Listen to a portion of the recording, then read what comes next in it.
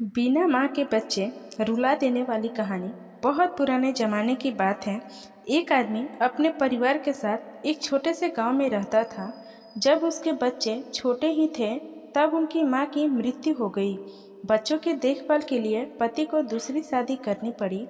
कुछ सालों के बाद सौतेली माँ भी दो बच्चों की माँ बन गई। अब चारों भाई बहन एक साथ रहते थे। कुछ समय के बाद सौतेली माँ एकदम बदल गई। वह अपने बच्चे को अच्छा खाना खिलाती थी, अच्छे रंगीन कपड़े पहनाती थी और सौतेले बच्चे को पुराने कपड़े पहनाती थी। कुछ दिनों बाद सौतेली माँ ने उन्हें सूखी रोटी देकर गायों के ग्वाला भेजना शुरू कर दिया। अब वे दिन भर ग्वाला जाते और भूखे प्यासे शाम को घर आते थे। ऐसे समय में उन्हें अपनी माँ की बहुत याद आती थी। एक दिन दोनों बच्चों ने अपने हाथ की सूखी रोटी अपनी काली गाय को देते हुए कहा, माँ, तुम हम पर ऐसे ही दया करो जैसे हमारी माँ हम पर करती थी। इतना कहना था कि गाय के थनों से दूध निकल आया। दोनों बच्चों ने खुश होकर भरपेट दूध पिया। अब वे रोज हाथ की रोटी उसे देते और गाय उन्हें भरपेट दूध पिलाती थी। इससे वे खुश रहते थे और उन्हें ग्वाला जाना भी अच्छा लगने लगा। कुछ ही दिनों के बाद सौतेली माँ ने बच्चों के चेहरों में लाली देखी तो आश्चर्य में पड़ गई। उसे अपने बच्चों पर बड़ी दया आई कि वे तो दुबले पतले ही थे। दूसरे ही दिन से उसने अपने बच्चे को भी सूखी रोटी देना शुरू कर दिया। 2-3 सप्ताह बाद उसने देखा कि बच्चे हट्टे कट्टे होने के बदले कुछ ज़्यादा ही दुबले पतले दिखाई देने लगे। अब माँ थोड़ी उलझन में पड़ गई। उसने अपने एक बच्चे को इसका राज जानने के लिए भाइयों के साथ ग्वाला भेजा और कहा कि वह ध्यान दे कि भाई दिन में क्या खाते हैं। दूसरे दिन तीनों भाई गायों को लेकर जंगल की ओर निकल पड़े। गायों ने आराम से चारागाह में घास चरी। दोपहर का समय होने को आया।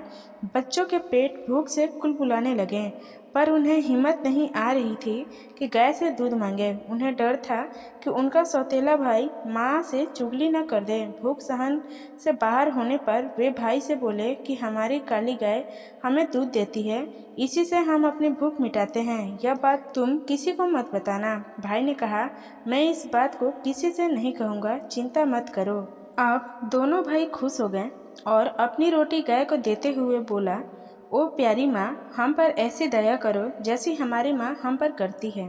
ऐसा सुनते ही गाय ने तीनों भाई का पेट भरकर दूध पिलाया। शाम होने पर तीनों भाई गाय को लेकर घर आए तो माँ ने अपने बेटे से पूछा, तुमने चरागाह में क्या खाया?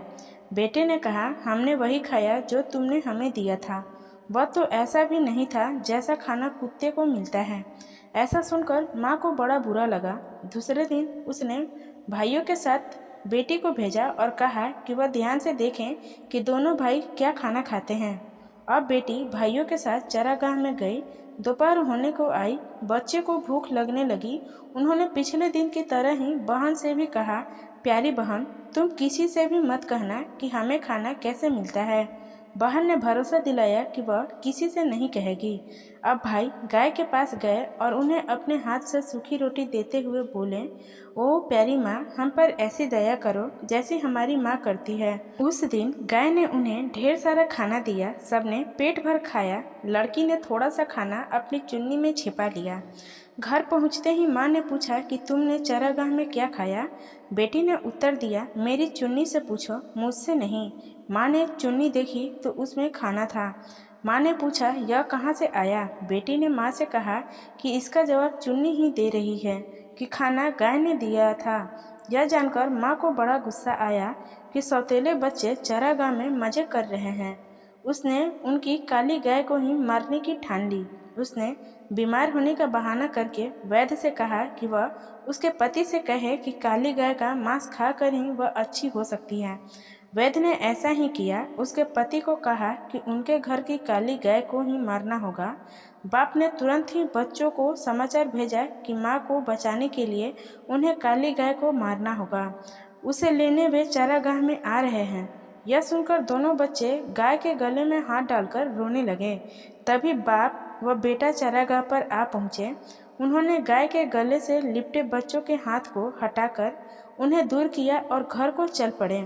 बच्चे भी पीछे पीछे घर आए और पिता से कहा, पिताजी, इसे नहीं मारिए, नहीं तो हम फिर से बिना माँ के हो जाएंगे।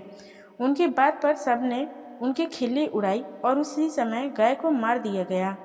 माँ ने उसका मांस खाया, उसके पति एवं बच्चे ने भी खाया, लेकिन इन दोनों भाइयों की आंखों से आंसू की धारा बहती रही। वे कुछ भी नहीं बोले और जो मांस उन्हें मिला उसे वे अपने खेत में ले गए। उसके बाद आसपास लकड़ी इकट्ठा करके उसका दाह संस्कार किया। उससे जो राख बनी उसे अपने चारागाह में ले गए। वहाँ उन्होंने एक गड्ढा खोदा और जो अस्थियां बची थी उन्हें वह राख को दफना दिया। दूसरे दिन दोनों भाई फिर से ग्वाला जाने लगे। फर्क इतना ही था कि काली गाय उनके साथ नहीं थी। वे रोज चारागाह में अपनी गाय की अस्थियों के पास जाकर प्रेम के दो आंसू बहाकर दूसरी गाय के साथ घर लौट आते। एक दिन हमेशा की तरह वे चारागाह में पहुंचते तो देखा कि अस्थियों की जगह पर एक सुंदर एलोवेरा धृत कुमारी का पौधा खड़ा था। वे आश्चर्य से उसके पास गए और उसकी लंबी लंबी पत्तियों को सहलाने लगे। तभी उस सुंदर पौधे ने उन्हें अपनी गोद में ले लिया और खाने की बौछार कर दी। दोनों भाई उस पर लिपटे हुए बोले, हमारी माँ कभी गाय बनकर आती है, कभी एलोवेरा की बहार बनकर आती है। माँ कितनी अच्छी होती है, क्यों है ना? कहकर दोनों भाई हंसने लगे। कहते हैं कि उसके बाद वे दोनों भाई अपनी सौतेली माँ के पास नहीं गए। उसी धृत कुमारी ने उनका पालन पोषण कर उन्हें बड़ा बनाया। हमेशा की तरह पूरी कहानी सुनने के लिए आपका धन्यवाद। आशा करती हूँ कि यह कहानी आपको पसंद आई होगी। इस कहानी पर आपकी क्या राय है हमें कमेंट करके ज़रूर बताइए। कहानी पसंद आई हो तो लाइक और शेयर करना बिल्कुल भी